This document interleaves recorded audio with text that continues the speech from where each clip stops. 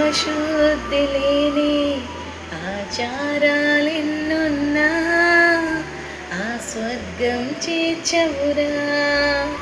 ఆత్మశుద్ధి లేని ఆచారాలెన్నున్నా ఆ స్వర్గం చేర్చవురా. పరిశుద్ధునిగా మారాలంటే ఏసే మార్గమురా. ఆ ఏసే మార్గమురా. ఏసే మార్గం మార్గం. ఏసే సత్యం సత్యం. ఏసే జీవం జీవం. ఏసే సర్వం. యేసునామమే శరణమురా ఓ సోదరా.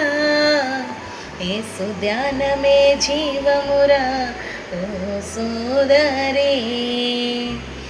ఆత్మశుద్ధి లేకుండా దేవుని రాజ్యానికి చేరలేము. కాబట్టి మనం అన్నిటికంటే ముఖ్యంగా ఆత్మను శుద్ధిపరచుకోవాలి. హృదయ అంతరింద్రియములను దేవుని వాక్యం ద్వారా కడగబడి శుద్ధిపరచబడినప్పుడు దేవుని రాజ్యానికి వారసులమవుతాం. మనకి లోకంలో ఎన్నున్నా వ్యర్థమే, కానీ మనకు మారు మనసు జీవితం లేకపోతే దేవుని రాజ్యానికి మనం వారసులం కానేరము. కాబట్టి మనలో ప్రాణం ఉండగానే దేవుడు మనకి సమయం ఇచ్చినప్పుడే మన జీవితాన్ని సరిచేసుకుందాం, మన హృదయాల్ని మార్చుకుందాం, మన మనస్సుని శుభ్రం చేసుకుందాం.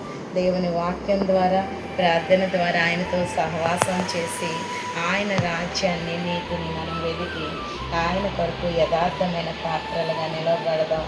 సత్యవాక్యాన్ని చేత పట్టుకొని జ్యోతుల వలె ప్రకాశిద్దాం. దేవుడు అదే మన నుండి కోరుకుంటున్నారు. మరి మనందరం కూడా జ్యోతుల వలె ప్రకాశించాలని, మనందరం దేవుని కొరకు ధైర్యంగా యథార్థంగా నిలబడాలని దేవుడు కోరుకుంటున్నాడు. దేవుడు కొన్ని మాటలు దీవించుగాక. ఆమేన్.